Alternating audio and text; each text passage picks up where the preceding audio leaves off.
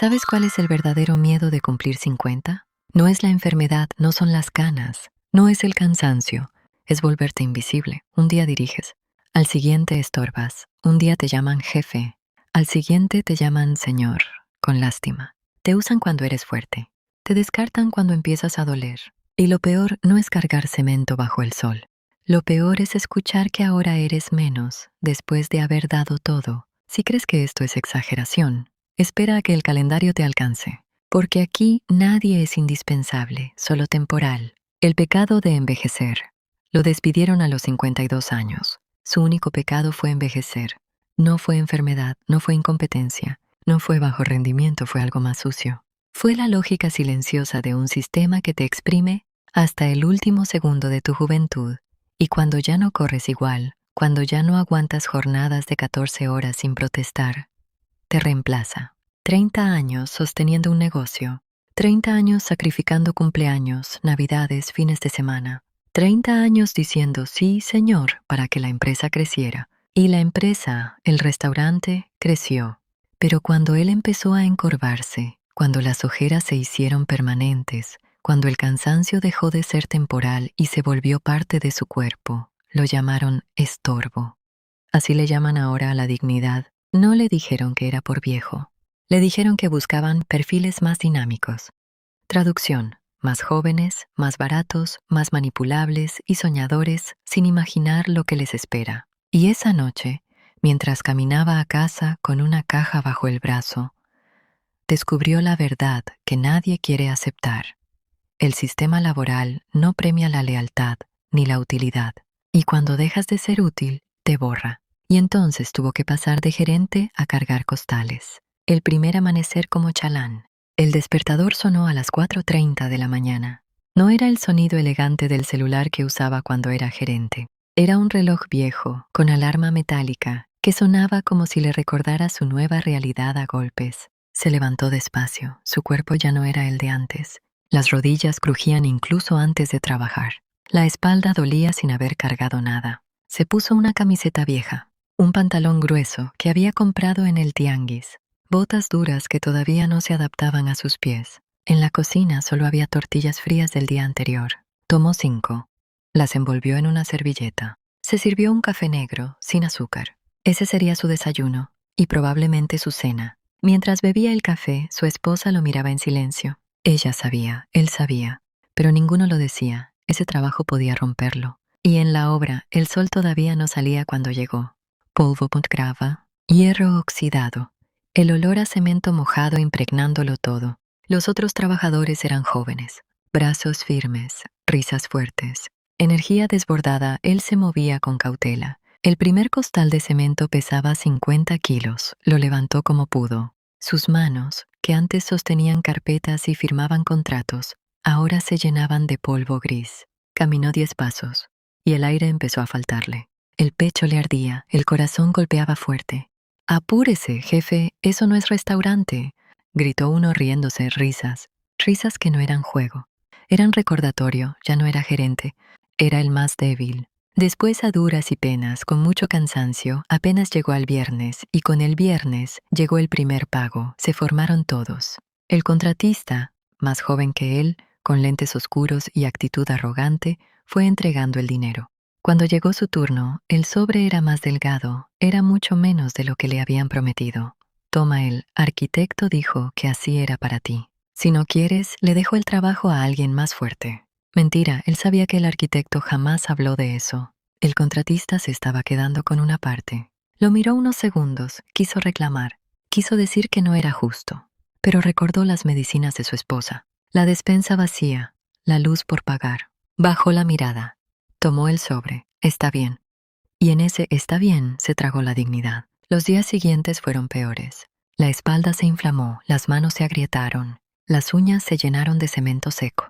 Por las noches se acostaba sin cenar a veces. El dolor era tan fuerte que apenas podía girarse en la cama. Pero lo que más dolía no era el cuerpo.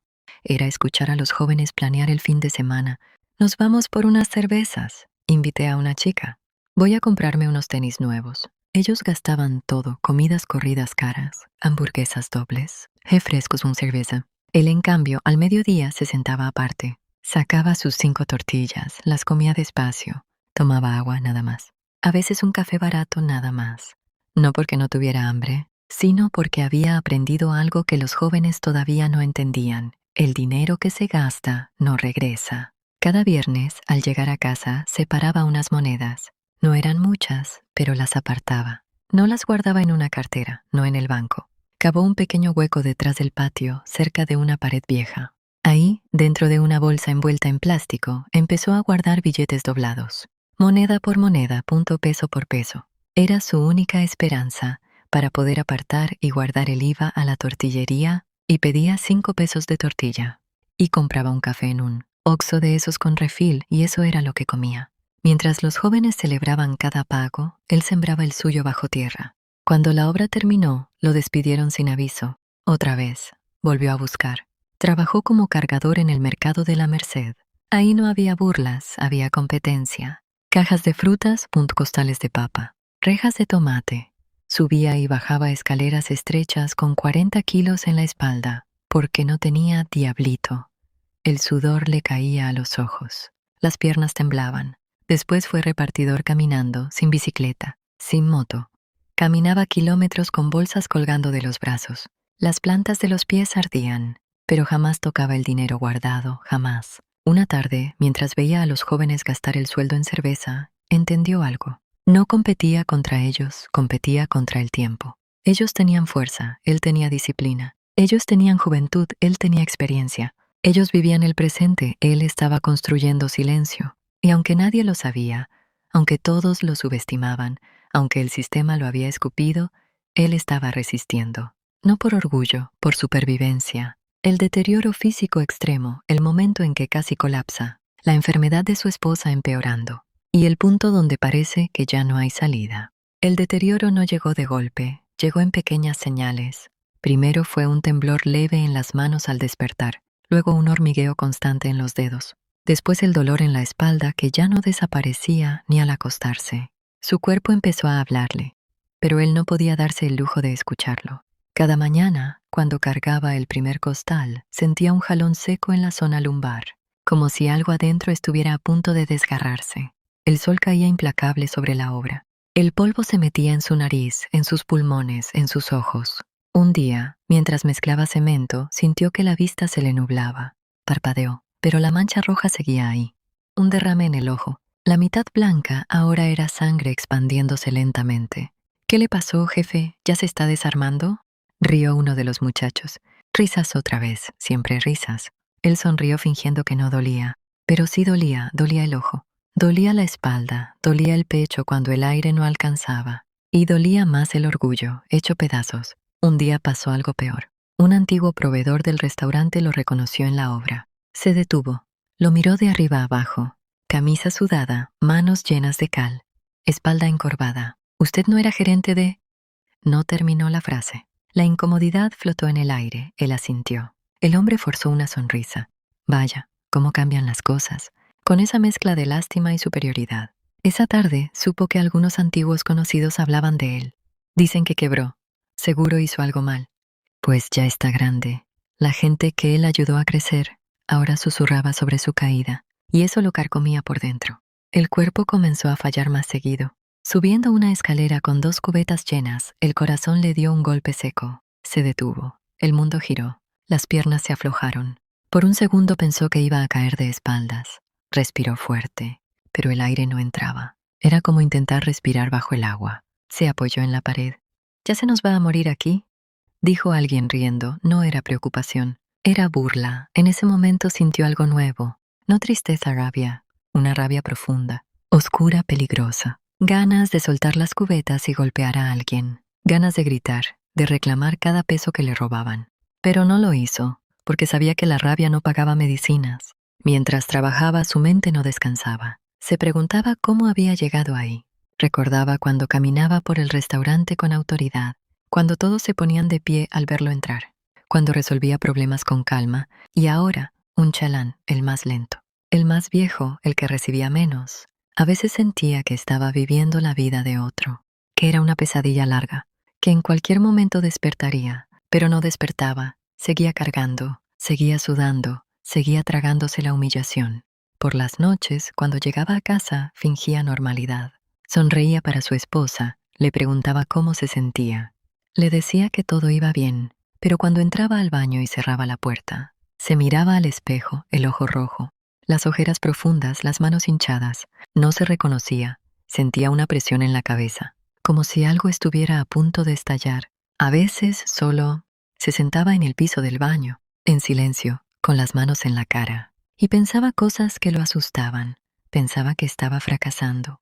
Pensaba que había sido ingenuo toda su vida. Pensaba que tal vez el sistema tenía razón, que tal vez ya no servía, y esa idea era la más peligrosa de todas. Hubo noches en que sintió que iba a volverse loco. La mente no dejaba de repetir 30 años para terminar así. 30 años para esto, se mareaba, le faltaba el aire incluso en reposo. El corazón no bajaba el ritmo, pero al día siguiente volvía a levantarse.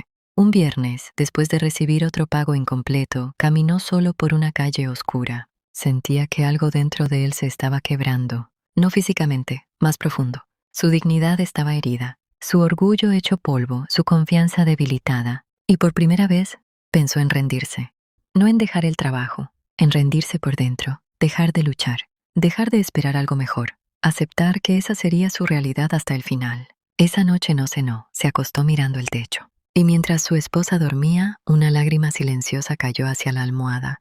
No era solo tristeza, era duelo. Duelo por el hombre que fue, duelo por el respeto perdido, duelo por una sociedad que lo usó y luego lo descartó. Pero en medio de esa oscuridad, algo todavía no moría. Una pequeña resistencia, una terquedad silenciosa. Porque aunque el cuerpo se estaba rompiendo, su disciplina seguía intacta. Y eso, aunque nadie lo veía, sería la diferencia. El deterioro ya no era solo físico, era mental. Mientras trabajaba, a veces tenía pensamientos que lo asustaban. Imaginaba soltar el costal a propósito. Imaginaba gritarle al contratista en la cara. Imaginaba decirle a todos que eran unos abusivos. Pero lo que más miedo le daba era sentir que algo dentro de su cabeza se estaba quebrando. No podía concentrarse como antes, olvidaba pequeños detalles, se le iba la mirada al vacío. Un día, mientras caminaba cargando material, sintió una especie de zumbido constante en los oídos, como si el mundo se alejara.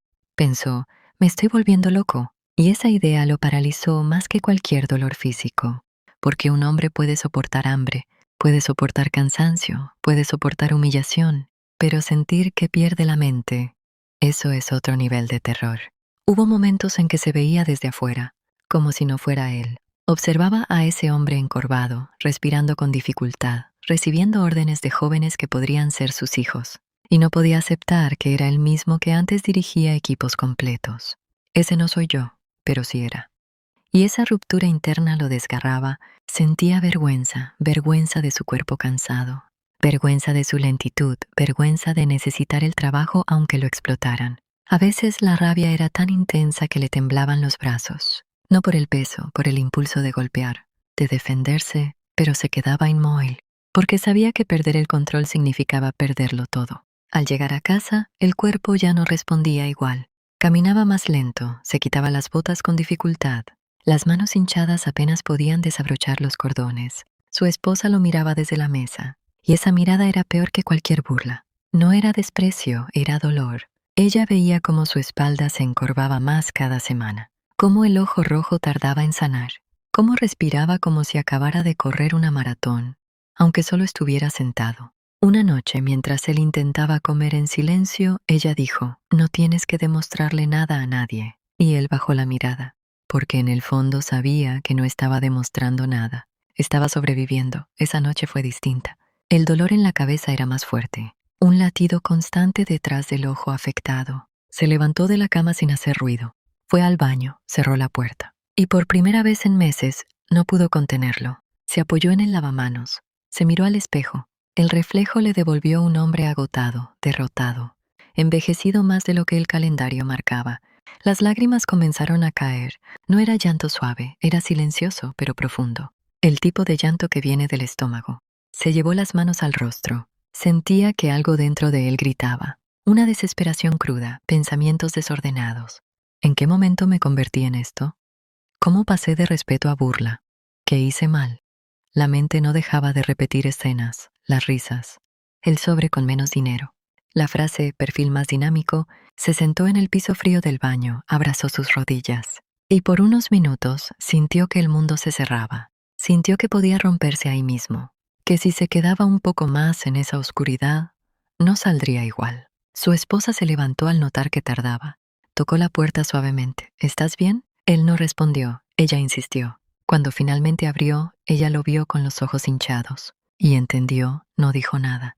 Solo lo abrazó. Un abrazo largo, silencioso. Ella también lloró. No por lástima, por impotencia. Porque veía cómo el hombre que siempre la protegió ahora estaba siendo triturado por algo invisible. Y eso duele más que cualquier enfermedad. Esa madrugada, ya acostado, mirando el techo oscuro, comprendió algo brutal. No era solo él, no era un caso aislado. Era un patrón, un sistema que te utiliza mientras produces al máximo, y cuando disminuyes un poco, te reemplaza sin culpa. Pensó en los jóvenes que se burlaban, pensó en los que hablaban a sus espaldas, pensó en los que lo veían como fracasado. Y una idea se instaló con fuerza. Hoy se ríen, hoy se sienten invencibles, pero el tiempo no perdona a nadie. Y así como él se ve ahora, ellos también se verán. Porque todos, sin excepción, estamos en la casa del jabonero. Y en la casa del jabonero, el que no cae, resbala. Después de aquella noche en el baño, algo cambió. No fue un milagro, no fue motivación barata, no fue optimismo ingenuo. Fue algo más frío, más calculado. Mientras se miraba al espejo días después, con el ojo todavía ligeramente rojizo, la piel curtida por el sol y las manos endurecidas como piedra, dejó de verse como víctima. Se vio como sobreviviente y entendió algo esencial. Ya no podía darse el lujo de perder. Ni un peso, ni un día, ni un pensamiento. El dolor seguía. La humillación seguía, el cansancio seguía. Pero ahora había una decisión detrás de cada paso. Empezó a observar en la obra, en el mercado, en las calles cuando repartía caminando. Observaba cómo los jóvenes cobraban el viernes y el sábado ya no tenían nada. Observaba cómo se burlaban del futuro, cómo se sentían eternos. Él no podía darse ese lujo. Redujo todo al mínimo: 5 tortillas, café negro por agua. Nada más, cada moneda que sobraba iba al mismo lugar, el hueco en el patio. Pero ahora ya no era solo ahorro, era estrategia. Empezó a hacer cuentas mentales mientras cargaba costales. ¿Cuánto necesitaba para algo pequeño, algo propio? Algo donde su experiencia valiera más que su fuerza. Recordó proveedores, recordó clientes fieles, recordó contactos que aún lo respetaban. Su mente, aunque cansada, seguía siendo brillante. Y esa era su ventaja: el cuerpo seguía deteriorándose. La espalda ya no se enderezaba completamente. El sol había oscurecido su piel. Las ojeras eran permanentes, pero su mirada cambió. Ya no había desesperación, había cálculo. Cuando el contratista volvió a darle menos dinero, él no discutió, solo lo observó y en silencio pensó: este no es mi final. Mientras los otros planeaban fiestas, él planeaba salida. Mientras ellos vivían el presente, él construía futuro. Y aunque nadie lo sabía, aunque seguían viéndolo como el más débil, él estaba juntando algo más que dinero. Estaba acumulando paciencia, y entonces llegó la pandemia. Calles vacías, obras detenidas, restaurantes cerrados. Muchos jóvenes se quedaron sin empleo de un día para otro, sin ahorros, sin plan, sin disciplina. Entraron en pánico. Pero él, no. El miedo ya lo había conocido antes. El hambre ya lo había enfrentado. La incertidumbre ya la había sobrevivido. Sacó el dinero enterrado, billetes doblados, húmedos por la tierra, pero intactos. No era una fortuna, pero era suficiente. Mientras otros estaban paralizados, él llamó a antiguos contactos. Sabía cómo funcionaban los restaurantes. Sabía que el servicio a domicilio explotaría. Con lo que había guardado, compró utensilios básicos. Contactó a un cocinero que también había sido despedido. Negoció con proveedores que lo recordaban con respeto. No tenía local elegante, empezó desde su propia cocina. Comida sencilla, bien hecha con honestidad, y la disciplina que lo sostuvo cuando nadie lo veía, ahora empezaba a dar fruto. Los jóvenes que se burlaban, ahora buscaban trabajo desesperadamente. Algunos vendieron sus cosas, otros pidieron préstamos. Él no se alegró, no era venganza, era consecuencia. La diferencia no fue la fuerza, no fue la edad, fue la administración del dolor. Ellos gastaron su abundancia, él administró su escasez. Ellos vivieron el impulso, él cultivó resistencia. Y cuando el mundo se detuvo, él ya estaba preparado para el silencio. Una tarde, mientras revisaba pedidos en una libreta sencilla, levantó la mirada. Seguía siendo el mismo hombre, con cicatrices, con desgaste, con ojeras, pero ya no estaba roto. Había entendido algo que pocos aceptan. El sistema puede humillarte, puede explotarte, puede descartarte, pero no puede decidir si te rindes. Y si algo demostró ese hombre de 52 años, es que la dignidad no depende del puesto, depende de la disciplina cuando nadie te aplaude, porque el tiempo pasa para todos, para el joven que hoy se burla, para el jefe que hoy abusa, para el que hoy se siente invencible. Y así como él cayó, otros caerán, porque míralo bien porque él es tu espejo. Si te gustó esta historia, suscríbete y comparte y regálanos un like. Gracias por acompañarnos.